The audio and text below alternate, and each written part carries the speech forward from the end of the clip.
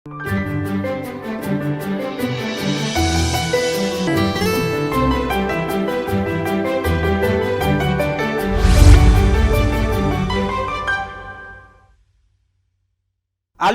थालीसम्म, गोठदेखि ओडसम्म आवाजविहीनको आवाज, यो हो कृषि टेलिभिजन। हामी छौँ 24 घण्टा तपाईँको साथमा। नमस्कार, म कपिल खड्का। कृषि टेलिभिजनको विशेष प्रस्तुति कार्यक्रम कृषि संवादमा यहाँहरूलाई हार्दिक स्वागत छ। कृषि संवादमा हामी कृषिभित्रका भित्री कुरा खोताल्ने मात्रै गर्दैनौँ, समाधानका उपायको विषयमा पनि गन्थन गर्ने गर्छौँ। कृषिभित्र झाँगिएका विकृति विसङ्गतिका कुरामा मात्रै केन्द्रित हुँदैनौँ, कृषि क्षेत्रका सफल असफल चुनौती र समस्याका विभिन्न आयामका पाटाहरूलाई पनि समेट्ने गर्छौँ। कृषि संवादमा हामी समृद्ध कृषि र सफल किसान बन्ने दौडका कुरा गर्छौँ।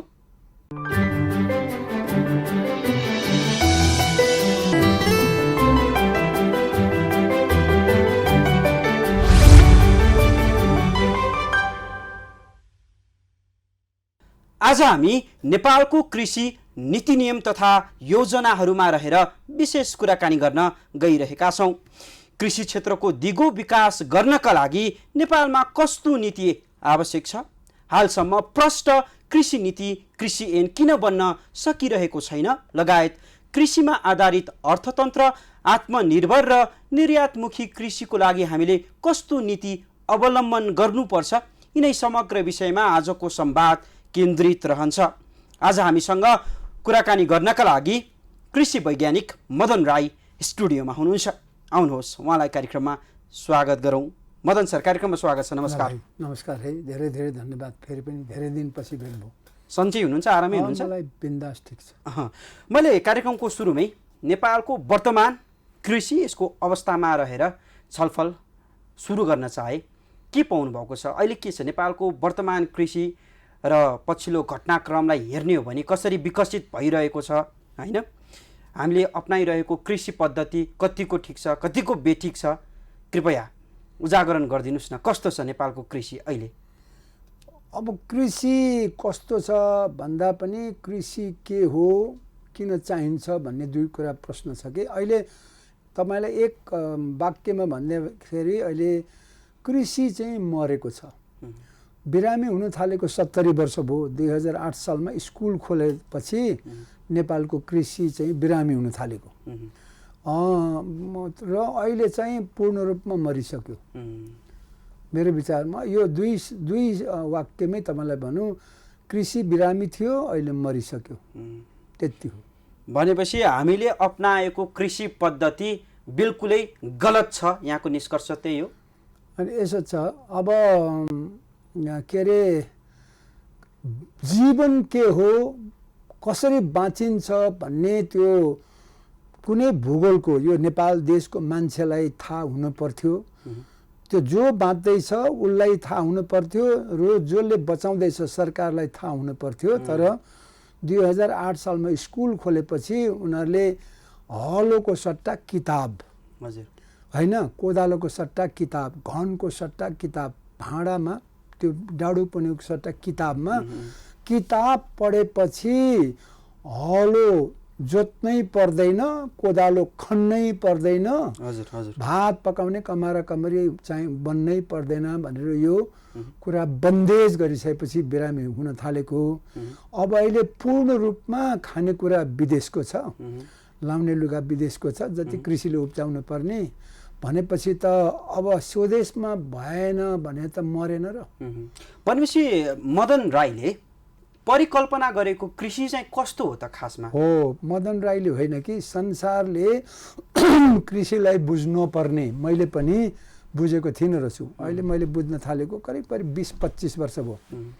संसारमा अब मैले कृषिबाटै अब नाम पनि कमाएँ, दाम पनि कमाएँ, अनुभव पनि कमाएँ। त्यो कमाउँदाखेरि मेरो ठुलो भ्रम मैले आफैमा पाएँ। म आफै असाध्यै ठुलो गलत बाटोमा र अपराधी बाटोमा हिँडेको रहेछु जस्तो लाग्छ है, मेरो आफ्नो भगाइमा। तर मैले अहिले बुझेको कृषि भनेको बिरुवाको सेवा गर्नु हो। बिरुवा भनेको आमा हो। जन्म दिने मान्छे आमा त भाँडो मात्रै हो। त्यस कारणले बिरुवाले हामीलाई सास, पानी, घाँस, कपास, घर, दाउरा, ओखती, खासमा र अरू माल सामान चाहिने। अहिलेको 21औं शताब्दीमा पनि, पहिला त 100% थियो, 21औं शताब्दीमा पनि मान्छेलाई बाँच्नको लागि जति पनि उपभोग्य वस्तुहरू छ 80% भन्दा बढी त्यही घाँस, पानी, बाँस, कपास, माल सामान सबै, ओखती, दाउरा, इन्धन, सम्पूर्ण कुरा बिरुवाले मात्रै दिन्छ। बिरुवाले मात्रै दिन्छ। त्यसकारणले नै रहेछ पहिला अब खेती गर्नुभन्दा अगाडि त प्राकृतिक रूपमा बिरुवाहरू हुन्थ्यो, त्यसले सबै परिपूर्ति गर्थ्यो। खेती गर्न थालेपछि त झनै बिरुवाको महत्त्व बढ्यो होइन। अहिले त्यसलाई राम्रो अझै सेलेक्टेड होइन खानेर त्यसलाई आफूलाई मन परेको चिज चाहिँ उब्जाएर खाने, त्यसको लागि खेती सुरु भयो। खेती भनेको एकदमै आधारभूत रूपमा बिरुवाको सेवा गर्नु हो। तपाईँ चाहे दुध उत्पादन गर्नुहोस्, मासु उत्पादन गर्नुहोस्, चाहे अन्डा उत्पादन गर्नुहोस्, त्यो पनि बिरुवै हो। किनभने कुखुराले दाना खान्छ, बिरुवै हो। भैँसीले घाँस खान्छ, दाना खान्छ, गाईले खान्छ, त्यो जम्मै बिरुवै हो। सुँगुरले चारो खान्छ, बिरुवै हो के। त्यस कारणले सम्पूर्ण रूपमा बिरुवाको उपज। र फेरि अर्को कुरो, तपाईँले भैँसीले प्राणी हामीले चाहिँ जति कुरा ताजा सास लिन्छौँ त्यो बिरुवाको चाहिँ एक भाग हो होइन, उसले दिन्छ। अनि सबै फोहोर जति उसले खान्छ। हाम्रो कार्बन डाइअक्साइड उसले खान्छ, हाम्रो के अरे पिसाब फेरेको पिसाब पसिना उसैले निकाल्छ पानी पिएर, खाना खाएको गु भनौँ न दिशा उसैले खान्छ, फाटेको लुगा मक्केपछि उसैले लिन्छ, घर काठ मक्केपछि उसैले लिन्छ, के अरे आगो बाल्यो भनेदेखि खरानी र कार्बन डाइअक्साइड उसैले लिन्छ, अनि औषधि पनि अन्तमा उसैले लिन्छ। त्यस कारणले बिरुवा भनेको यस्तो खालको हाम्रो चाहिँ कारखाना हो जुन मान्छेलाई उसले एकदम मिठो मिठो मिठो चाहिने कुरा दिन्छ, अनि हामीले निकालेको नचाहिने कुरा उसले प्रशोधन गरेर दिन्छ। यो कुरा आज संसारमा एकजना मान्छेलाई पनि थाहा छैन यो कुरा। बिरुवाको सास, बाँस, कास, कपास भन्छ, तर मैले बुझेँ भन्दिनँ, म अझै पनि बुझ्दैछु, तर मेरो बुझाइमा चाहिँ बिरुवा भनेको आमाको आमा हो। त्यस कारणले गर्दाखेरि आमाको सेवा गरेन भने मर्छ, नेपाली मरिसक्यो। ठिक छ मदन सर, अब अहिले कृषि मरिसक्यो। भयो सैद्धान्तिक कुरा जुन चाहिँ सैद्धान्तिक होइन, प्रकृतिसँग जोडिएको कुरा यहाँले गर्नुभयो। व्यावहारिक रूपमा जाउँ न, नेपालमा चाहिँ कृषि किन व्यवसायीकरण हुन सकेन, कृषिबाट हामीले समृद्धि किन पाउन सकेनौँ? कृषि त एउटा अर्थतन्त्रको मेरुदण्ड हो, आधार स्तम्भ हो। तपाईँले कृषिलाई सुधार गर्नको लागि गर्नुभएको योगदान चाहिँ अब यसो के छ हैन? अब दोस्रो कुरा गरौँ, तपाईँले भन्नुभयो ठ्याक्कै अर्थतन्त्र कुरा गर्नुभयो होइन। कृषि भनेको के हो भनेर बुझ्नुको लागि भने कृषि भनेको बिरुवाको सेवा गर्नु हो। ठिक छ बुझ्नु पर्छ। अघि कृषि पहिला कृषि नेपालमा मरिसक्यो, अनि कृषि के हो? बिरुवाको सेवा गर्नुभयो। अब कृषिकोमा अर्थतन्त्रको भूमिका बिरुवाको के हो त? कृषिको के हो त? हो यो बुझ्नुपर्छ। र सबै जनताले, सबै नागरिकले, संसारको सबै पपुलेसनले बुझ्नुपर्ने कृषि भनेको यति महत्त्वपूर्ण हो मान्छेको जीवनमा। एक त बिरुवै महत्त्वपूर्ण हो, त्यसको सेवा गर्नु जरुरी हो, तर अर्थतन्त्र भनेको के हो भन्दा धन आर्जन गर्ने, उपभोग्य वस्तु आर्जन गर्ने, उत्पादन गर्ने, उपभोग गरेर आनन्द साथ बाँच्ने प्रणालीलाई अर्थतन्त्र भन्छ। अर्थतन्त्रको 4वटा खम्बाहरू हुन्छ, 4 पिलर्स अफ इकोनोमी भन्छ नि। कृषि, उद्योग, व्यापार र सेवा, अथवा 3टा क्षेत्र भन्छ, कृषि, उद्योग अथवा पहिलो क्षेत्र, दोस्रो क्षेत्र र तेस्रो क्षेत्र, प्राइमरी सेक्टर, सेकेन्डरी सेक्टर र टर्सरी सेक्टर भन्छ के। त्यही एग्रिकल्चरलाई, कृषिलाई चाहिँ प्रथम क्षेत्र एकदमै होइन, अथवा कृषि क्षेत्र भनेको आधार क्षेत्र, फाउन्डेसन पनि भन्छ अर्थतन्त्रको।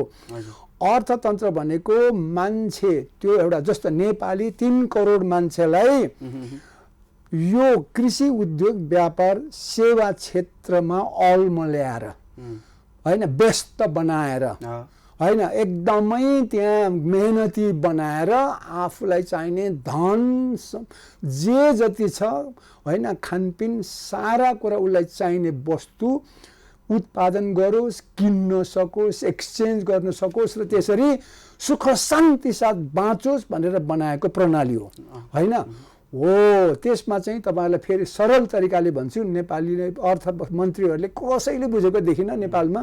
त्यस कारण कृषि भनेको सरल तरिकाले मुख्य कुरो धान उब्जाउनु हो, भातको, लुगाको कपास उब्जाउनु हो होइन, घरको काठ उब्जाउनु हो होइन, औषधिको चाहिँ के अरे त्यो सबै कच्चा पदार्थ उत्पादन गर्नु हो, दाउरा उत्पादन गर्नु हो। यति हो मान्छेले उपभोग गर्ने बस्ने, घाँस पास कपास इन्धन र ओखती होइन त, यति हो उत्पादन गर्ने हो। समस्या अब हाम्रो देशमा समस्या चाहिँ न त घाँस हैन कम्प्लिट घाँसमा हामीले टेकेर काम गर्न सक्यौं, न त बाँसमा काम हुन सक्यो, केमा कामै हुन सकेन, हाम्रो विकास हुन सकेन। अब म यसलाई पुरा गर्छु, कारण के हो त्यसपछि आउँछु म। त्यस कारणले कृषिको धान फल्न छोड्यो, मिल बन्द भयो। कृषकले धान उब्जाउँछ अनि उद्योगपतिले चामल बनाउँछ, कृषकले कपास उब्जाउँछ के अरे त्यो कपडाको उद्योगीहरूले कपडा बनाउँछ, त्यसपछि पसलमा चामल र कपडा बेच्छ अनि सेवा क्षेत्रमा त्यो चामल लगेर पकाएर फेरि अर्को मूल्य जोड्छ, कपडा लगेर सिएर मूल्य जोड्छ, त्यो सेवा क्षेत्र भन्छ होइन। तर अहिले यो उद्योग व्यापार सेवा उद्योग त जिरो भइगयो, किनभने धान उब्जँदैन कि विदेशबाट ल्याएर गर्नु पर्यो। कपास त 1 मिटर धागो पनि उत्पादन हुने छैन, बन्द भइसक्यो। अरू कुरा त छोडिदिउँ। हो तपाईँले भनेको अहिले अर्थतन्त्रमा कृषि मर्यो भनेको अर्थ के भने उद्योग छैन, किनभने उद्योग थाम्ने नै कृषिले हो। व्यापारमा नेपाली एउटा केही पनि छैन, त्यस कारणले मर्यो कृषि। कृषि नमरिकन उद्योग मर्दैन होइन, उद्योग नमरिकन व्यापार मर्दैन। तर उद्योग मरेपछि नेपालमा नेपाली व्यापार केही पनि वस्तुको व्यापार छैन, सेवाको कुरै छोडिदिनुहोस्। त्यस कारणले मैले जोडेको कृषि मरेको छ र अर्थतन्त्र पनि मरेको छ भन्नु। अर्थतन्त्र मर्यो, कृषि मर्यो, कृषि मरेपछि सबै मर्यो, सबै मर्यो, कृषिको सुधार भएन, विकास हुन सकेन। अब यसको भागीदार, यसको दोषी चाहिँ को त, लिने कि नलिने? यसको भागीदार, यसको दोष चाहिँ प्रत्यारोपण गर्नुपर्छ कि पर्दैन त? कसले गर्नुपर्छ दोष? हिजोको राजा महाराजाहरूले बसी खाने ठुलो, गरी खाने हली, गोठाला र कमारी भन्ने जुन संस्कृति सुरु गरेछ, मन्दिरमा पूजा पाठ गर्ने ठुलो, रुद्री र के अरे ऊ के भन्छ के अरे अर्को के भन्छ नि पाठ गर्ने किताब पढ्ने ठुलो भनेर त्यो राणा शासन हटाएपछि, अहिले यो राजा हटाएपछि त झनै साह्रो किताब पढ्ने मात्रै ठुलो मान्छे हुँदो रहेछ, खुट्टामा ढोक्न पाइने। त्यहीँबाट धर्म संस्कार, पुरातन सोच, सनातन धर्म संस्कार संस्कृति नै मूल जरा हो।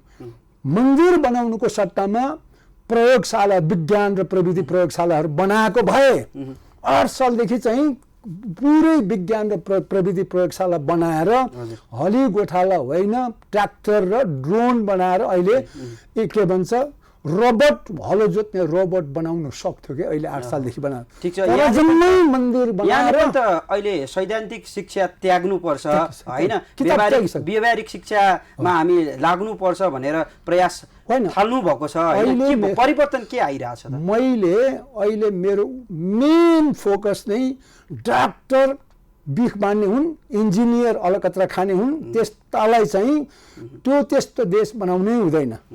अनि हाकिमहरू भनेको देश लुट्ने हुन् होइन, जागिरदार, लोकसेवा आयोगलाई गोली बम हान्नुपर्छ भन्ने मान्छे म। त्यस कारणले गर्दाखेरि अब हली उब्जाउ, धान उब्जाउने, गोठाला उब्जाउ, दुध उब्जाउने होइन, मासु उब्जाउने, अन्न उब्जाउने हो। अनि के अरे भान्से उब्जाउ, पकाएर खुवाउने, संसारभरिको मान्छेलाई 5 करोड टुरिस्ट ल्याएर मिठो भात उब्जाउने, मिठो दुध उब्जाउने, पकाएर खुवाउने, त्यस्तो मान्छे चाहियो। घर बनाउने कर्मी सिकर्मी चाहियो, इन्जिनियर चाहिँदैन होइन, एकदम गाडी चलाउने र बनाउने एकदम राम्रो मेकानिक्स चाहियो। त्यसको लागि अहिले म चाहिँ अब यो किताब घोक्ने शिक्षा र ठुलो मान्छे हुने, मन्दिर बनाउने होइन, मैले त एकदम विज्ञान प्रयोगशाला बनाउँदैछु, प्रविधि प्रयोगशाला बनाउँदैछु, खेतमा हलो जोताउँछु, त्यो पनि एकदम अब ड्रोन पनि बनाउने कोसिस गर्दैछौँ हामी, ट्र्याक्टरले जोत्छौँ, मेकानाइज गर्छौँ होइन। यो हो अहिलेको मेरो, मैले धेरै पढेर किताब दशौँ हजार पढेपछि मलाई यस्तरी लोपा खुवाउनु मन लाग्छ। भनेपछि हाम्रो पाठ्यक्रमबाट चाहिँ सैद्धान्तिक शिक्षा हटाइदिए हुन्छ, व्यावहारिक शिक्षामा मात्र अब हामीले काम गर्नुपर्ने हो। अझ विशेष त कृषिको पाठ्यक्रममा हामीले अझ कुरा गरौँ। सबै पाठ्यक्रम बेठिक छैन, त्यो त संसारकै हो। पाठ्यक्रम भनेको एउटा सूची नै हो, बिरुवा पढ्नुहोस्, सजीव पढ्नुहोस्, निर्जीव पढ्नुहोस्, यो पढ्नुहोस्, धान पढ्नुहोस् भनेको छ, गर्नुहोस् भनेको छैन। खत्तम चाहिँ पाठ्य पुस्तक हो। पाठ्य पुस्तक सबै जलाइदिनुपर्छ। धन्यवाद, यसपालि पाठ्य पुस्तक ढिलो छापेछ, छाप्नै हुँदैन। त्यो सान्दर्भिक नभएको, सिलसिलेवार नभएको, भाषा नबुझिने पाठ्य पुस्तक पढेर उँभो लागिँदैन। अब युट्युब पढ्नुपर्छ। युट्युबमा शिक्षा दियो भने र खेतबारीमा मैले भन्छु nature base paperless, digital base paperless होइन, त्यसपछि रिसर्च बेस बुकलेस हुनुपर्छ। अनि मात्रै उत्पादन पनि हुन्छ, सिप पनि हुन्छ, ज्ञान पनि हुन्छ र अर्थतन्त्र पनि राम्रो हुन्छ। ठिक छ, यो त यहाँको विचार रह्यो। अब यसलाई विचार होइन, म त काम गर्दैछु। के को विचार? काम र अब व्यवस्थामा लागू गर्नको लागि त नीतिगत सुधार पनि त आवश्यक होला नि। नीति बनाउनु पर्ला, नीति निर्माण गर्नु पर्ला, यस्तोको व्यवस्था हामीले राख्नु पर्ला नीतिगत हिसाबमै होइन। त्यसो भए अब हाम्रो कृषिको सुधारको लागि चाहिँ कस्तो किसिमको नीति आवश्यक छ त? हो, ठ्याक्कै अब पोइन्टमा आयो। तेस्रो पोइन्ट भनेको आफूले के गर्ने त? अब हामीले मर्यो भनेर त भएन, मरिगयो भने मरिसक्यो, जगाउनु पर्यो, जन्माउनु पर्यो। त्यही भएर मैले यहाँको विचार भने एक्ज्याक्टली त्यही जन्माउनुको लागि र अब अघि बढ्नको लागि हामी पछि छौँ, गरिबी छ हामीसँग, बेरोजगारी छ हामीसँग र रोग छ। हामी नेपाली गरिब छौँ, हामी नेपाली बेरोजगार छौँ, हामी नेपाली रोगी छौँ। अब यसबाट मुक्ति पाउनको लागि कृषि मात्र हो एउटा आधार जसबाट हाम्रो मुक्ति हुन्छ। त्यसको लागि चाहिँ पहिला हेर्नुहोस्, कृषि उत्पादनको आधारहरू हुन्छ नि, फ्याक्टर्स अफ एग्रिकल्चर प्रोडक्सन भन्छ के। तपाईँ हामीले सबैले इकोनोमिक्समा पढाएको छौँ, तर त्यो चाहिँ अघि तपाईँले भने चाहिँ सिद्धान्त विचार मात्रै हो, तर व्यवहार होइन। त्यो सबैले पढाएको छ। कृषि अर्थ मन्त्रालयदेखि लिएर अब अहिलेको अर्थमन्त्री बाहेक सबैले अर्थशास्त्र पढ्दाखेरि फ्याक्टर्स अफ प्रोडक्सन भन्छ नि, उत्पादनका साधनहरू भन्छ होइन। त्यो चाहिँ के भयो? जमिन, ल्यान्ड भन्छ नि, जमिन, जन र जल होइन। त्यसपछि क्यापिटल भन्छ नि, धन, अथवा मेन त उनीहरूले भन्छ तिनवटा ल्यान्ड, लेबर, क्यापिटल भन्छ नि होइन। र त्यसपछि अब त्यो जल पनि भन्छ अथवा नेचुरल रिसोर्सेस पनि भन्छ, जमिन। तर त्यतिले हुँदैन, यो किताबमा घोकेर हुँदैन, व्यावहारिक रूपमा प्रयोग गर्नु पर्यो। त्यसपछि आउँछ कुरा त त्यही नै हो। अब 15, 17, 18, 20वटा कुराहरू छन्। म तपाईँलाई त्यो फेरिस्त बताउँछु, सुन्नुहुन्छ? कृपया। एकदमै हामीसँग छोटो समय छ मदन सर। कति समय छ? मुख्य कुरा त्यो हो। हामीसँग छ, समय छ, तर अन्य विषयहरूमा पनि हामी प्रवेश गर्नुपर्छ। आज कुरै गर्ने होइन। ल ठिक छ, ठिक छ। के हुन्छ होइन यसका फ्याक्टरहरू? जबसम्म मैले भोगेको यी 15, 17, 20वटा कुराहरू लागू हुँदैन, नेपाल चाहिँ कृषिको कुरा नगरे हुन्छ। तत्काल गर्नुपर्ने के त? हामीले तत्काल अब धेरै कुराहरूमा पनि हामी डुलेर हुँदैन होइन, रुमल्लिएर हुँदैन। तत्काल गर्नुपर्ने कुराहरू चाहिँ के हुन सक्छ? होइन, त्यही त तत्काल गर्नेमा पनि अब सबभन्दा ठुलो कुरो हेर्नुहोस्, अहिलेको अवस्था फेरि बुझ्नुपर्छ। नेपालको अवस्था कस्तो छ भने कृषि मरे पनि खेतबारीमा कृषि मरिसकेको छैन। सहरमा र सरकारमा मात्रै कृषि मरेको हो। कुरो बुझ्नुभयो कि होइन? तर नेपालको अझै पनि जनसङ्ख्या 70% जति गाउँमै बस्छन्। तिनीहरू सबै किसान हुन् होइन। नेपालको 100जना मध्ये 30 देखि 35 जना मात्रै यहाँ विदेशको खाना खान्छन्। तर अरू जति पनि 65-70% मान्छेहरू अझै गाउँमा बस्छन् र उब्जाएर खान्छन्। हो, किसानका लागि, कृषिका लागि के गर्नुपर्छ? बस अब तपाईँलाई फेरि अरूलाई पनि गर्नु पर्यो, किसानको लागि मात्रै होइन। अब त्यसमा तपाईँलाई भन्छु अझै पनि म देशभरि घुमिरहन्छु। पहाडमा 95 जनाभन्दा बढी मान्छेहरू त्यहाँको बस्तीमा किसान छन्। 5 जना मात्रै अरू होला उनीहरूको पेसा एकदमै मुस्किलले। र तराईमा अझै पनि 90% किसानै छन्। खालि सहरमा मात्रै अब होइन अब गैर किसान हुन्। अब यसको निमित्त यो चाहिँ राम्रो कुरा हो नि, थाहा छ। उनीहरूले अहिले पनि एकदमै राम्रोसँग जमिनलाई रक्षा गरेर बसेका छ। 4 लाख हेक्टर जति मात्रै वन जङ्गल भयो, 58 लाखबाट 62 पुग्यो। तर बाँकी 27-28 लाख हेक्टर चाहिँ हाम्रो जग्गा चाहिँ एकदम अझै पनि उनीहरूले अलिअलि भए पनि सामान्य खेती चलाएको छ। यसलाई ध्यानमा राखेर अब पहिला उत्पादनको साधन भनेको जमिन हो। जमिन कस्तो छ, हामीले त अब एकदमै उत्पादनलाई अहिले 3 टन छ धानको, 2 टन छ मकैको, त्यसलाई दुईटैलाई 10 टन पुर्याउनु पर्छ। संसारमा धान 20 टन फलाउन थालिसक्यो प्रति हेक्टर। हामी अब संसारको एभरेज 8 टन छ भनेपछि त त्यो एभरेज त पुर्याउनु पर्यो। एभरेज भने हाम्रो धान फल्ने देश हो नि, के को 8 टन 12 टन पुर्याउनु पर्छ। दोबर गर्नु पर्यो। दोबर कहाँबाट 3 टनबाट 3 चौके 12 भनेको 4 गुणाको बढाउनु परेन? त्यो त उद्देश्य लिनु पर्यो नि त, होइन? होइन, सरकारले नीतिगत व्यवस्था अथवा नीति तथा कार्यक्रममा त प्रस्तुत नगरेको होइन नि त। उत्पादन बढाउने भन्ने कुरा त सधैँ गरिरहन्छ, होइन? सरकार छ र मैले तपाईले सरकार देख्नुहुन्छ? मैले तपाईलाई नै सोधेँ यो प्रश्न, सरकार छ कि छैन? सरकार भए त किन हुन्थ्यो? सरदारहरू चाहिँ छन्। सरदारले हलिगोठालालाई मैले यसो गर्ने भएँ भनेर त्यो कागजमा प्रस्तुत गरेर आफ्नैलाई खुवाउने र आफै राख्ने मात्रै त हुन्। ती त सरदार हुन् नि। सरकार कहाँ छ र? सरकार त जनताको भलो चाहने हुन्छ नि। कुरा एकातिर काम अर्कोतिर गर्नेलाई त सरदार भन्छ, होइन? त्यस कारणले नेपालमा सरकार छैन, सरदारहरू छन्। त्यस कारणले पहिलो कुरो। अब जमिनको कुरा आयो। उत्पादन बढाउनुको लागि चाहिँ तपाईँले फेरि त्यो हलो गोरु जोतेर हुँदैन के, होइन? अहिलेको आधुनिक जति पनि प्रविधिहरू छन्, प्रविधि र सुविधाहरू छन्, त्यो प्रयोग गर्नुपर्छ, होइन? गोरु होइन, मिसिन जोत्ने हो, यन्त्र जोत्ने हो, होइन? अब त्यसपछि पहिला कुरा त जमिनको कुरा आएन। जमिनमा गोरु जोत्ने होइन, होइन? अब जमिनमा त्यो के अरे के भन्छ, यसै पुरानो तरिकाले चाहिँ गरेर तपाईँको हुनेवाला छैन। उसलाई त्यो बिरुवालाई खान दिनु पर्यो। बिरुवाले खाँदैन, चुस्छ, घोलेर दिनु पर्यो, पानी दिनुपर्छ। मल र जल होइन, जल र मल चाहिन्छ। जमिन, जल र मल चाहिन्छ। त्यसपछि बिउ अब सानो गाँठीको होला, 2 टन मात्रै फल्छ। ठुलो गाँठीको बनाएर 12 टन फल्ने उसको भाँडो चाहिँ ठुलो बनाउनु पर्यो नि त। यति मल हाल्दाखेरि चाहिँ 12 टनसम्म फल्ने खालको बिउको बनाउँ न। हाम्रो पनि छ नि त। कस्तो खालको हो उसको वंश, एकदम बाउन्ने खालको हो कि एकदम ज्याङ्गु ठुलो खालको भन्ने छ नि त। हाम्रो त त्यो छ। त्यस कारणले त्यो बिउको वंश। अनि त्यति भइसकेपछि मात्रै हुन्छ। तर अहिले हाम्रो जमिन कस्तो छ थाहा छ? एउटा ट्र्याक्टरलाई तराईमा 10 बिघा, होइन? मधेसमा पहाडमा 75 रोपनी। एउटा ट्र्याक्टर र टिलरलाई पनि पुग्दैन। तपाईँ यन्त्रीकरण नगरिकन राम्रोसँग मलजल दिन चाहिँ तपाईँसँग उपाय नभइकन कसरी हुन्छ?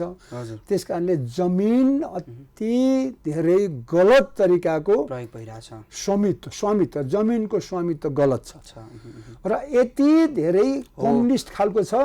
यस्ता समस्याहरू मदन सरले राख्नुभयो नि, मैले रोके यहाँलाई फेरि पनि। जस्तो जुन समस्याहरू यहाँले प्रस्तुत गर्नुभयो, जुन घटनाक्रम यहाँले बताइरहनु भएको छ, यी सबै सुधार गर्ने त सरकारले नै हो, होइन? राज्यले नै हो। अब राज्य छैन यहाँले भनिसक्नु भएको छ, तर पनि सरकार पनि छैन, राज्य पनि छैन। काम त गरि नै रहेका छन्, भनिरहेका छन्, होइन? यो विगतका परिदृश्यलाई हामीले पल्टाएर हेर्ने हो भने सरकार परिवर्तन भयो, विभिन्न किसिमका सरकार आए होइन, विभिन्न दलका सरकार आए, मन्त्रीहरू पनि आए, राजनीतिक प्रणाली परिवर्तन भयो भन्नुहोस् न। राजनैतिक प्रणाली पनि परिवर्तन भयो, सरकारहरू पनि त्यही अनुसारको परिवर्तन भइरहेको छ होइन। अब घटनाक्रमलाई हेर्ने हो भने मन्त्रालय, कृषि मन्त्रालयका मन्त्रीहरू पनि परिवर्तन भइरहेका छन्। विगत 5 वर्षमा हेर्ने हो भने 7वटा मन्त्री परिवर्तन भइसकेका छन् होइन। तर सुधार भने देखिएको छैन। मैले एउटा विषयभन्दा बाहिरको प्रश्न राखेँ नि मदन सरलाई, जस्तो नि अब गर्ने त मन्त्रीले नै हो होइन, काम त गर्नु पर्यो नि होइन, कृषिमा सुधार गर्नु पर्यो, कार्यान्वयनको पाटोमा पनि लग्नु पर्यो। यो पछिल्लो समय चाहिँ जति पनि मन्त्रीहरू आए नि कृषिलाई सुधार गर्छु भनेर, किसानका समस्यालाई चाहिँ समेट्छु भनेर, कसले चाहिँ राम्रो काम गरे जस्तो लाग्छ यहाँलाई? यसो गरौँ न, यो समय खेर नफाल्नु के, म तपाईँलाई अघि नै उत्तर दिइसकेँ। यो देशमा सरकार छैन, अनि सरदार भनेको त्यही मन्त्री नै हो, गुन्डा नाइके सरदारहरू, त्यही प्रधानमन्त्री नै हो गुन्डा नाइके सरकार, चाहे काङ्ग्रेसको होस् चाहे कुनै कम्युनिस्टको होस् होइन, कुनै पनि जसपाको पनि हुनसक्छ, कुनैको पनि। अब त्यो राप्रपाको त छँदै थियो। त्यस कारणले यो देशमा राजा हिजो, राणा हिजो सरदारहरू हो, यहाँको देशको के भन्छ मालिक भन्छ, हामी अलि गोठाला रैती भन्थ्यौँ नि, राजा र रैती थियो। अहिले सरदार र के अरे ऊ भन्छ भेडाहरू होइन, म चाहिँ त्यो भन्छु, ब्वाँसो र भेडाहरूको त ब्वाँसो, बाँदर र भेडा भन्छु। त्यस कारणले यो अवस्था अझै रहन्छ। अझै पनि हाम्रो कृषि मर्ने होइन, सड्ने पनि हुन्छ। यो सड्नबाट बचाउनुको लागि मैले तपाईँलाई यहाँ कुरा गर्नु खोजेको, फेरि कुरा घुमाइहाल्नु भयो। यो सरदारहरूको कुरा कसले राम्रो गर्यो, राम्रो गरेको भए कृषि मर्छ होइन, अन्ततगत त व्यक्तिले नै परिवर्तन गर्ने हो नि होइन र? हो, त्यस कारणले मैले 25 वर्ष अगाडि म खोटाङमा लुक्न गएको। किन थाहा छ? म त यो सरदारहरू त संसारभरि राजा वीरेन्द्रलाई खेलाएको भन्छु म, किनभने मै त उनको कारिन्दा थिएँ, उनीहरू त हाकिम मात्रै थिए नि, गर्ने त हामी थियौँ। सद्दाम हुसेनलाई खेलाउनु गएँ, त्यहीँ शासन गर्नु गएँ थुप्रो कम्युनिस्टको देशहरूमा। देश र विदेशमा सबै खेलाइसकेपछि मलाई के लाग्यो भने मान्छे बिग्रेको छ नेपालमा, त मान्छे यति बिग्रियो कि हलो जोत्दैन, मैले गोरु जोत्नु भने होइन, हलो जोत्दैन कसरी कृषि हुन्छ, कोदालो खन्दैन कसरी कृषि हुन्छ होइन, गोठाला गर्दैन कसरी कृषि हुन्छ, भात पकाउँदैन अर्थतन्त्र कसरी हुन्छ भनेर मैले चाहिँ अब केटा जा एक ठाउँमा गएर हली गोठाला भान्सेहरू उत्पादन गर भनेर 20-25 वर्षदेखि गएको, अहिले थुप्रो उत्पादन हुन थालेछ। अब तिनको सङ्ख्या आजको 10-20 वर्षमा टेन्जिबल भन्छ नि एउटा चाहिँ एकदमै 20-50 हजार कति हुन्छ, त्यति आएपछि तिनबाट चाहिँ मात्रै यो देशमा तपाईँको सरकार चलाउँछ, तिनले चाहिँ राम्रो काम गर्छ, तिनले कृषिलाई माथि बढाउँछ, त्यसले अर्थतन्त्रलाई साँच्चैकै माथि बढाएर आठ पार भन्छु नि। हाम्रो छिमेकीहरू सबैको भन्दा कम हुन्न, अमेरिकाकै तुलनामा माथि जान सक्छ, किनभने नेपालमा सबै कुरा छ। यहाँ हामी ल्यान्ड लेभल क्यापिटल भन्दैछौँ नि, अहिले केवल लेबर मात्रै नभएको, ल्यान्ड भयङ्कर राम्रो छ, लेबरै छैन। तपाईँको कसैले किताब पढ्ने 90 लाख विद्यार्थी छन्, 50 लाख जति चाहिँ स्कुल कलेजमा हलो जोत्ने खालको छन्। असार साउनमा हलो जोत्नु जानुपर्ने स्कुल कलेजको हाम्रो क्लासै त्यहाँ चलाउनु पर्ने मङ्सिरमा, तर जम्मै किताब पढेर गर्छ। खेती कसले गर्ने, उत्पादन बढ्ने कसरी, सोच्ने कसरी, जम्मै they are learning, nobody is thinking. सबै पढ्ने मात्रै भयो, सोच्ने कोही पनि भएन, ठिक छ, गर्ने पनि कोही भएन। ठिक छ। अब यो व्यवस्थालाई जुन व्यवस्था परम्परागत रूपमा चलिरहेको छ त्यतातर्फ नै हामी दौडिरहेका छौँ। किताब मात्र पढ्ने, सैद्धान्तिक ज्ञान मात्र लिए पुग्छ, व्यवहारिक ज्ञान चाहिँदैन भन्ने जुन परिपाटी छ नि, यसलाई कसरी परिवर्तन गर्न सकिन्छ? तपाईँले त एउटा स्टेप होइन, एउटा पाइला चालिसक्नु भएको छ, तर त्यतिले मात्र त नपुग्ला नि मदन सर? त्यतिले मात्रै पुग्ने हो, किनभने एउटा मान्छेले केवल आँखा अलिकति कान मात्रै, मैले भनेको, म टिचर हो, मैले भनेको सुन्यो, कान मात्रै प्रयोग गर्यो, अनि हात खुट्टा प्रयोग गर्नु पर्ने 3टा अम्ला मात्रै प्रयोग गर्यो। हाम्रो 10वटा अङ्ग मध्येमा 1.5 मात्रै अङ्ग प्रयोग, 2टा मात्रै अङ्ग प्रयोग गरेर उसले सिकेपछि कति जान्दछ? तपाईँले खुट्टा प्रयोग गर्नुपर्ने, हात प्रयोग गर्नुपर्ने, दिमाग प्रयोग गर्नुपर्ने, आँखा नाक सुँगेर थाहा पाउनु पर्ने, हेरेर मात्रै होइन, राम्रोसँग देखेर थाहा पाउनु पर्ने, सुनेर होइन बुझेर थाहा पाउनु पर्ने, चाखेर थाहा पाउनु पर्ने, छुएर थाहा पाउनु पर्ने, उचालेर थाहा पाउनु पर्ने, पछारेर थाहा पाउनु पर्ने। धान त कथा सुनेर धान फल्दैन नि, रुद्री र सत्यनारायणको पूजा होइन नि सर, यो स्वस्थानी व्रत कथा होइन। यो त हलो जोतेर एकदमै पानीमा छप्ल्याङ गरेर चाहिँ आफूले गरे पनि रोबोटले गरे पनि त गराउनु त पर्यो नि, अनि पो धान उत्पादन हुन्छ। यहाँनिर समस्या सत्यनारायणको कथा स्वस्थानी व्रत कथातिर चाहिँ सबको ध्यान गरेर त्यतैपट्टि पल्लवजी आज्ञा गर्नुहुन्छ भनेर मिठो मिठो खान पाएछ, ओहो त्यस्तै पो रहेछ भनेर गर्दाखेरि हाम्रो खेत मर्यो, बारी मर्यो, कृषि मर्यो, नेपालको अर्थतन्त्र मर्यो, त्यसपछि को गरिब जन्म्यो, बेरोजगार जन्मेर रोगी मात्रै बाँच्यो। कसरी हुन्छ त? अनि यो कसले? सरदारले नगरेर, गुन्डा नाइकेले नगरेर कसले गरे हो? यो मैले गरे हो। त्यस्तै मान्छेहरू उत्पादन गर्नलाई म स्कुल बनाएर अहिले त 101 हाम्रोमा आउनुहोस् न तपाईँ हेर्नु।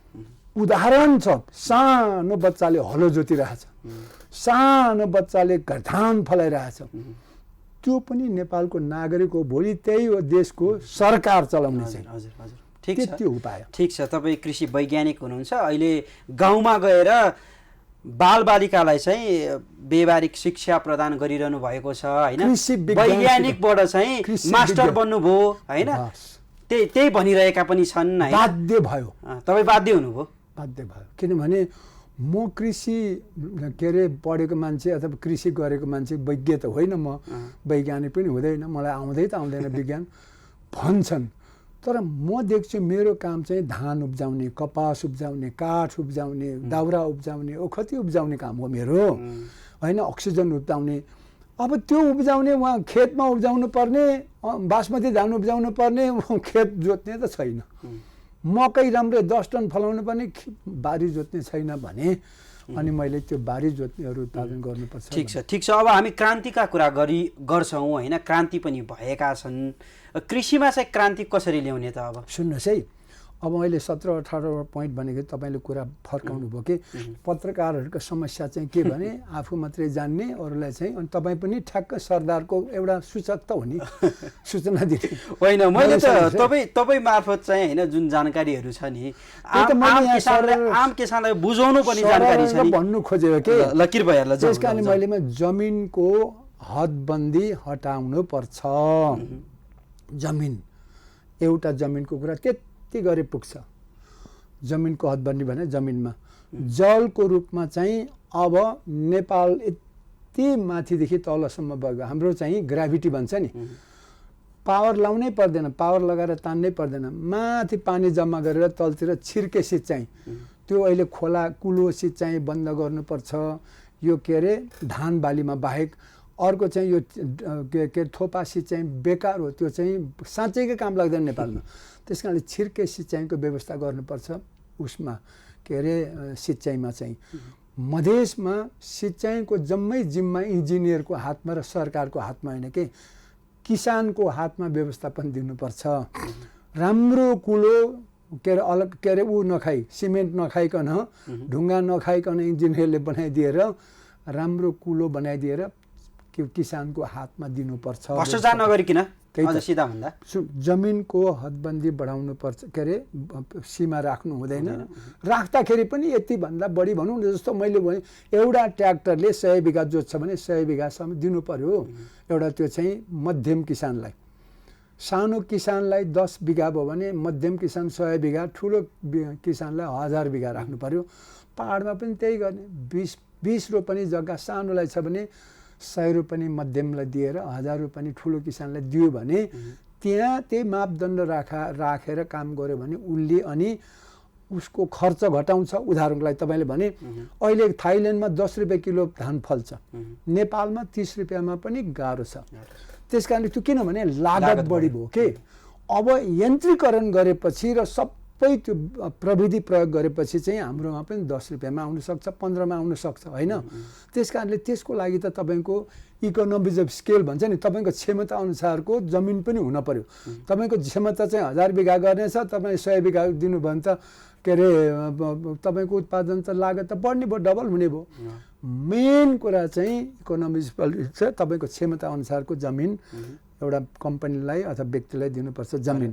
जलमा यो फ्लड इरिगेसन भन्छ नि, जुन बाढी लगाउने छ त्यो बाढी पनि भल बाढी लगाउने सिँचाइ हुनुपर्छ। यो जति पनि चैत वैशाख जेठ असारमा भल बाढी चाहिँ लगाउने एउटा त्यो भयो। अर्को चाहिँ छिर्के गर्नु पर्यो 12 महिना खेत। थाहा छ अहिले धान बाहेक अरू केही पनि हुँदैन। यति धेरै जमिन खेर गएको छ, पानी छैन भनेर के सुखायामा मङ्सिर पुष माघ अथवा कार्तिक मङ्सिर पुष माघ फागुन चैत वैशाख 7-8 महिना तपाईँको जमिन खाली रहन्छ, पानी बगेर गएको छ। त्यस कारणले डाँडा डाँडामा पानी जम्मा गर्दै तल के भन्छ भर्टिकल त्यो ग्राभिटी फ्लोले छिर्के सिँचाइ स्प्रिङ्कलर इरिगेसन भन्छ कि त्यसको व्यापक गर्नुपर्छ। त्यसमा चाहिँ अनि तपाईँले राम्रो सुन्नुहोस् है, यो तपाईँहरूलाई थाहै हुँदैन अनि तपाईँले थाहा भएको मात्रै सोध्नुहुन्छ। अनि थाहा हुने त किसानलाई पो थाहा हुन्छ। यही कुरा हो त्यही त म भन्दैछु। अहिले हाम्रो 6000 त खोलाहरू मात्रै छ, खोला खुल्सी होइन। सानो खोल्सीहरू त त्योभन्दा पनि 10,000 छ। एउटा खोल्सीमा तपाईँको पानी अलिअलि तिरतिर भए पनि बग्छ, बर्खामा त भलै बग्छ होइन।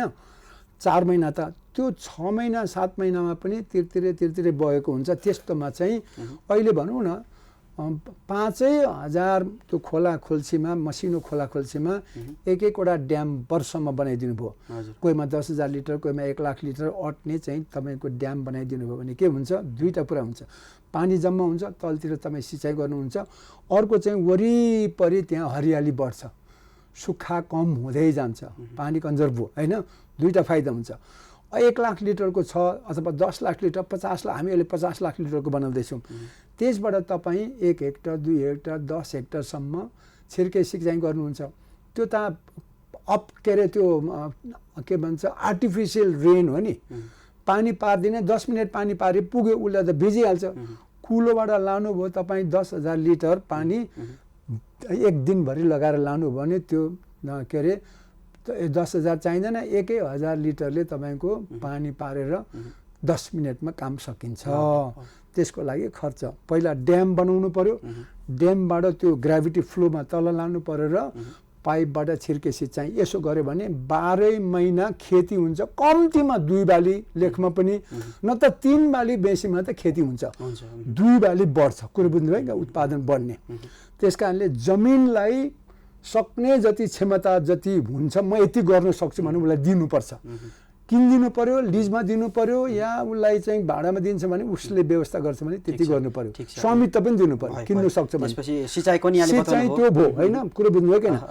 अनि त्यसपछि अर्को आउँछ मान्छे। मुख्य कुरा त मान्छे हो नि त होइन। जमिन जल र जन नभइकन हुँदैन। जनमा चाहिँ अब नेपालमा सबै स्कुलहरू चाहिँ आवासीय बनाएर त्यहाँ चाहिँ के अरे उसलाई अतिभन्दा धेरै चाहिँ खेतीको बारेमा, किनभने जीवनै त्यही हो, अर्थतन्त्रको आधारै हो, खेतीमा संलग्न गराउनुपर्छ। तर सुरुमा चाहिँ मेरो आफ्नो प्रस्ताव चाहिँ असार र साउन अनि मङ्सिर चाहिँ 3 महिना कक्षा कोठाहरू बन्द गर्नुपर्छ। मसिनो बच्चाहरूलाई बाहेक 8 वर्ष मुनिको लागि बाहेक अथवा 9 वर्ष मुनिको बाहेक 10 वर्ष माथिको लागि चाहिँ खेतीमा लानुपर्छ र क्लास 3 गर्ने। धान यो हो, मकै यो हो, कोदो यो हो भनेर चाहिँ गर, खेती गर, हेर हल यसरी जोत गरेर भन्छ। त्यसरी चाहिँ लानुपर्छ। सहरको मान्छेले पनि गाउँमा गएर परिश्रम गरोस्। 50 लाख विद्यार्थी छन् त्यस्ता। त्यो 2 महिना खेती गरायो भने हेर्नुहोस् उत्पादन डबल हुन्छ। अर्को कुरा उनीहरूको सिप र स्वास्थ्य पनि यति धेरै राम्रो हुन्छ। कमाइ पकेट खर्च पनि हुन्छ। अहिले गाउँमा खेताला पाउँदैन असार साउनमा, कस्तो गाह्रो छ। 600 रुपियाँ दिनुहुन्छ, 3 छाक खुवाउनुहुन्छ त्यही पनि पाउँदैन। यो बच्चाहरूलाई 4 घन्टा काम गर बाबु, तँलाई 200 खाना दिएर 200 भने 200 पकेट खर्च आयो। सिक्यो, सिप सिक्यो, आत्मविश्वास सिक्यो। फेरि मानव अधिकारवादीहरूले चाहिँ फेरि मानव अधिकार बाल बालबालिकाको हनन भयो भन्ला नि। हो, यही त हो नि सबभन्दा सरदारी कुरा। सरदारी कुरा भन्छ क्या यसलाई, गुन्डा नाइके कुरा। बालबालिकाको श्रम शोषण गर्नु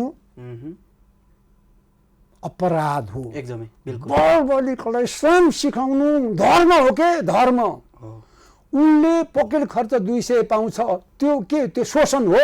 यसलाई पनि अब हामीले यदि सुधार गर्ने हो, व्यवस्थामा लागू गर्ने हो भने चाहिँ अघि हामीले कुरा गऱ्यौँ नि, नीतिमै समावेश गर्नुपर्छ होइन। यसको लागि हजुरले अब सरकारसँग पनि लबिङ गर्नु भएको छ कि छैन? अब त्यो कुरा नघुमाउनुहोस्, मैले सक्ने दिउँ न। सरकार भए पो लबी गर्नु, फेरि तपाईँ त्यही सरकारमा जानुहुन्छ। पत्रकारहरू अन्ततको त हामीले त फेरि व्यवस्थामा ल्याउनु पर्यो नि त होइन, कार्यान्वयनमा ल्याउनु पर्यो नि। भनिसकेँ नि, 20 वर्षमा हाम्रो विद्यार्थीहरू 20,000 भयो भने सरकार बनाउँछन्, त्यसपछि लागू गर्छ। भनेपछि भविष्यको लागि अहिलेदेखि काम गरौँ। बस मैले त खालि शून्यलाई सुनको कथा, सुनको माला होइन, त्यति हो।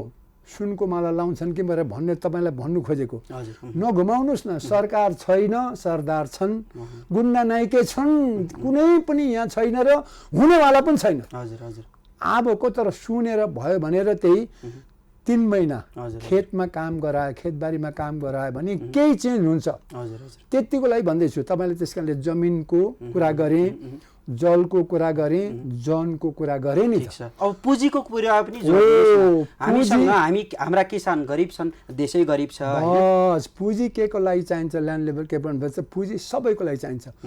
जमिन बढाउनु पर्यो भने पुँजी नै चाहियो, बिउ किन्नु पर्यो भने पुँजी नै चाहियो, औजार त पुँजी नै चाहिन्छ होइन। औजारलाई कुरो बुझ्नुभयो कि होइन? अब जनलाई पनि यसो खेताला लगाउनलाई 1-2 पैसा त चाहियो, त्यो पनि चाहियो। उत्पादनको लागि चाहिने पुँजी त्यही कारणले चाहिएको कुरो बुझ्नुभयो कि होइन? मुख्य कुरा बिरुवालाई खाने कुरा, मल पनि अब अर्ग्यानिक हुनुपर्छ, त्यो त फेज वाइज जानु पर्यो। तर अहिले अर्ग्यानिक नभएसम्म रासायनिक मल किन्नु पनि त पर्यो नि त। फेजिङ गर्नुपर्छ, त्यो म तपाईँकोमा आउँछु। मल किन्न चाहियो, बिउ किन्न चाहियो, औजार किन्न चाहियो, खेताला किन्न चाहियो, त त्यो त इनपुट भन्छ नि। त्यसको लागि त सबै अहिलेको युगमा त एकदमै एक्सचेन्ज हुन्छ। त्यसै कारणले पनि एकदमै तपाईँको क्यापिटल बिना हुँदैन। क्यापिटलको लागि सरकारले त्यही त सहरमा बसी खाने बा कर उठाउनु पर्छ, गाउँमा अथवा खेतबारीमा हिलोमा काम गर्नेहरूलाई चाहिँ त्यो सब्सिडी त्यो उठाएको कर चाहिँ त्यहाँ दिनुपर्छ के केमा? अनुदानमा। हजुरले हिलोमा काम गर्नु भए बापत हामीलाई यहाँ राम्रो भात के अरे उब्जाइदिनु भए, खानकी उब्जाउनु भए बापत दिउँ है भनेर खुसी साथ सहरकोले दियोस् के। त्यसै कारण त अनुदान चाहिन्छ। अनुदानमा ऋण अनुदान अब 12% अरूलाई सामान्यलाई चाहिँ व्यवसाय गर्दाखेरि चाहिन्छ भने के भन्छ त्यो इन्ट्रेस्ट चाहिन्छ भने 3%, 2%, 1%मा दिन सकोस्, त्यो एउटा पहिलो।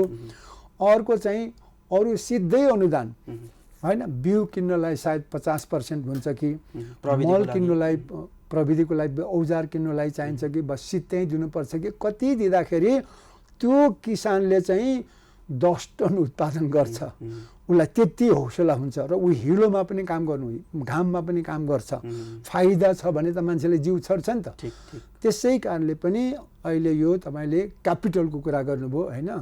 अब यो चाहिँ धनको एकदमै जरुरी भयो। यसरी नै जोहो गर्नु पर्यो। जोहो गरेर सरकार पछि हाम्रो विद्यार्थीहरूले सरकार बनाएपछि त्यसो गर्छन्। ठिक छ। अहिलेको अब हामी लगभग अन्तिममा छौँ, समय एकदमै कम छ। जस्तो यहाँले एकदमै राम्रो प्रसङ्ग छुनुभयो होइन। अब अहिले त यो पद्धतिलाई चेन्ज गर्नुपर्छ। 4वटा पोइन्ट है, 20वटामा 4वटा पोइन्ट मात्रै गएछ। ठिक छ, हामी अर्को श्रृङ्खलामा पनि यसलाई कन्टिन्यू गरौँला। तर जाँदा जाँदै जस्तो यो जुन पद्धति छ नि, हामी रासायनिक उन्मुख पद्धतिमा छौँ। सरदारको चाहिँ कुरा नगर्नुहोस्। ठिक छ, रासायनिक उन्मुख पद्धतिमा छौँ, यसलाई हामीले क्रमशः चेन्ज गर्नुपर्छ, परिवर्तन गर्नुपर्छ यहाँले भन्नुभयो। कसरी गर्ने त?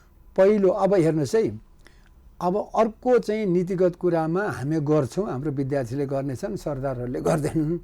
त्यसको लागि चाहिँ अब खेती प्रणालीलाई पहिलो बचाउने चाहिँ गराहरू। हाम्रो पुर्खाहरूले 5-7 हजार वर्ष यता हातको नङ्ग्रा खियाएर नेपालको यस्तो भिरालो जग्गालाई गराह बनाएर, अरे 10 करोडभन्दा बढी गराह तराई पहाड र हिमालमा गरार छन्। हाम्रो नेपालको सबैभन्दा ठुलो सम्पत्ति कृषिको त्यति हो। त्यसलाई मासिनु दिनु भएन, त्यसलाई उत्तिस घारी बनाउनु भएन, चिलाउने घारी बनाउने, बनमारे घारी बनाउनु भएन, त्यसलाई मेन्टेन गर्नुपर्छ। अनि त्यसलाई मात्रै होइन, अब त्यसमा खेती गर्दाखेरि चाहिँ डेकोरेटिभ बनाउनु पर्यो, कलरफुल बनाउनु पर्यो। कुरा बुझ्नुभयो कि होइन? एकदम कलरफुल बनाएर तपाईँको सजाउनु पर्यो। पहेँलो, हरियो, रातो, सेतो कसरी हुन्छ? पारिपट्टि गराहरू छ, पहाड छ नि धेरै जस्तो, त तराईमा पनि फाँटमा छ। पहाड हेर्दाखेरि आहा आहा भनेर आँखालाई राम्रो देखाउनु पर्यो पर्यटकलाई, कानलाई राम्रो सुनाउनु पर्यो। त्यहाँनिर म्युजिक के अरे थुप्रै छ नि प्रकृतिमा, त्यहाँ त खेतबारीमा कति राम्रो चाहिँ होइन पशु पन्छीहरूको जीवजन्तुको चाहिँ आवाज आउँछ सुँग्दा, ओहो कस्तो राम्रो, त्यहाँ चाख्दाखेरि कति राम्रो अनि सुत्दाखेरि। त्यस कारणले अबको कृषिको जति पनि गतिविधि किसानले गर्छ त्यो चाहिँ डेकोरेटिभ हुनुपर्छ, सजाउनु पर्यो। अनि त्यसमा अर्ग्यानिक गर्नुपर्छ। अर्ग्यानिक गर्नुको लागि मान्छेको गुहुमुत एकदमै अब बिरुवामा लगाउनुपर्छ। हामीले त त्यो त अब हजारौँमा लगिसक्यौँ, हाम्रो स्कुलमा पनि एकदमै त्यसलाई व्यापकता दिएको छौँ होइन। अर्ग्यानिक गर्ने भनेको गुहुमुत, गोबर पिसाब र बर्कुला सुली, यो पन्छीहरूको, मान्छेको, पशु पन्छीको। अनि त्यसपछि पत्कर के भन्छ, पात झरेको छ के अरे उसमा, र सोतर अनि भलपानी, यो 5 वटाले तपाईँको के अरे गुहुमुत, गोबर पिसाब, पत्कर, सोतर अनि त्यसपछि पत्कर, सोतर र भलपानी, यो 5 किसिमको अर्ग्यानिक प्रडक्ट चाहिँ हामीले बनायौँ भने हामीलाई 5 करोडलाई खानेकुरा अर्ग्यानिक बनाउन सकिन्छ। तर त्यसमा टाइम लाग्छ हो। यसमा चाहिँ लगानी गर्नुपर्छ कि यो बनाउनुको लागि लगानी गर्नुपर्छ। त्यसै कारणले चाहिँ अर्ग्यानिक गर्दाखेरि अहिले जति पनि मैले नै सुरु गरेको नेपालमा रासायनिक मल, अब यसलाई फेज आउट गर्नलाई पहिला तरकारीमा फेज आउट गर्नुपर्छ। तरकारीमा अब तपाईँहरूले अर्ग्यानिक गर्नुपर्छ। त्यसको लागि सरकारले के गर्छ त्यसमा सुविधा दिनुपर्छ भन्नुपर्छ। त्यसपछि फलफुलमा जानुपर्छ, त्यसपछि मात्रै अरू अन्न बालीमा जानुपर्छ। त्यसको लागि 20 वर्षको फेजमा हामी 20 वर्षमा सबै कुरा अर्ग्यानिक बनाउँछौँ भनेर अहिले श्रीलङ्काले अर्ग्यानिक बनाइदियो, खत्तम भयो एकदमै। यो विषयमा पनि बनायो त्यो पनि खत्तम हुँदैछ। सिक्किममा त एउटा तारिफ योग्य नै कुरा गर्छन्, तर श्रीलङ्कालाई हेर्ने हो भने चाहिँ सानो छ, त गाह्रो छ क्या। त्यस कारणले फेज आउट गर्नुपर्छ। यति कुरा गर्यो भने। र अर्को कुरा तपाईँले अन्तिममा छोटो समय है, यहाँ छोटो समय 65% किसानलाई हामीले 20-30%मा झार्नुपर्छ। र त्यो किसानलाई चाहिँ नै उद्योगसँग जोड्नु पर्यो। त्यही किसानलाई उद्योगपति बनाउने, त्यही किसानलाई चाहिँ व्यापारी र सेवाग्राही बनाउनुपर्छ। र टुरिस्टहरू किसानकोमा। र अर्को कुरो अबको बजारीकरण प्रणाली भनेको सहरको मान्छे, किसानले सहरमा सामान पठाउने होइन, पठाउँछ, तर अब धेरै जस्तो इन्करेज के गर्नु भने सहरको मान्छे किसानकोमा जाओस् किन्नलाई, बस्नलाई, हेर्नलाई, किसान उसले अनि स्वस्थ पनि लाभ गरोस् भनेर अबको नीति 17-20 वटा थियो। तपाईँको टाइम छैन, मैले अहिले छोटोमा यति नै भने। हस्, स्टुडियोसम्म आइदिनु भयो, हस्, धन्यवाद। धेरै धेरै धन्यवाद। दर्शकवृन्द, आजलाई यति नै। हामी अर्को श्रृङ्खलामा पुनः उपस्थित हुने नै छौँ, फरक अतिथि, फरक विषयवस्तुका साथ। तबसम्मका लागि बिदा दिनुहोस्। कृषि टेलिभिजन हेर्दै रहनुहोला। जय कृषि, जय किसान, समृद्ध कृषि हाम्रो अभियान।